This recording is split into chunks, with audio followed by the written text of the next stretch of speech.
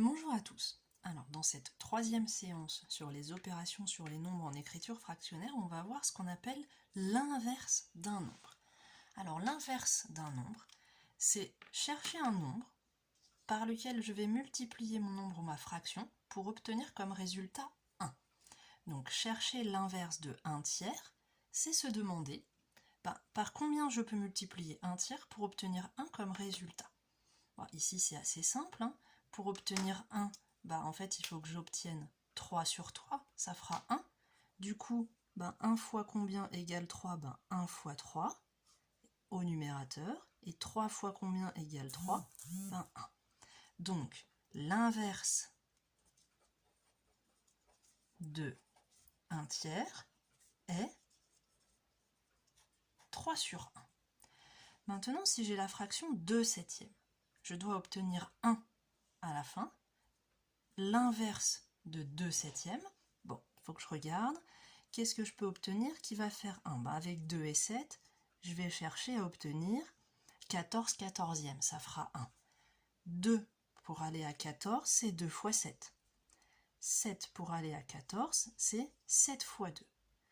Je me retrouve bien avec 14 quatorzièmes, ça fait 1. L'inverse de 2 septièmes est 7 sur 2.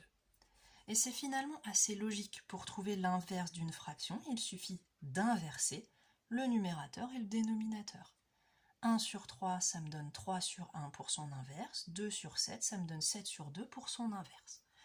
Et pour un nombre entier, pour un nombre entier, c'est toujours la même chose. 6 tout seul, c'est comme 6 sur 1.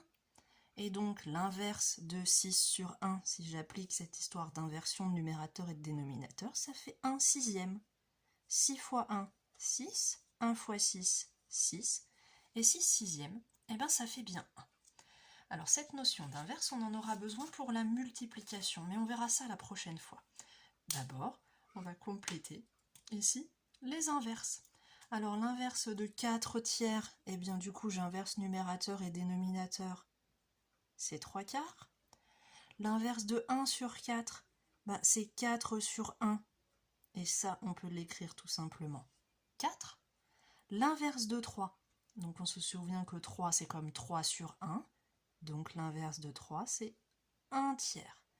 L'inverse de 0,4, alors 0,4 ce serait peut-être bien de l'écrire sous forme de fraction, c'est 4 dixièmes. 4 dixièmes, ça va se simplifier par 2, ça fait 2 cinquièmes. Donc l'inverse de 0,4 c'est 5 demi, j'inverse numérateur et dénominateur, et 5 demi, ça fait 2,5. Ici, c'est peut-être pas très naturel, je peux vérifier à la calculatrice. 0,4 fois 2,5, ça fait bien 1, on est bon, c'est bien l'inverse. Et 0, l'inverse de 0, ça serait donc 0 sur 1, donc 1 sur 0, et 1 sur 0, ça n'existe pas, on sait qu'on n'a pas le droit de diviser par 0. Donc 0, lui, n'a pas d'inverse.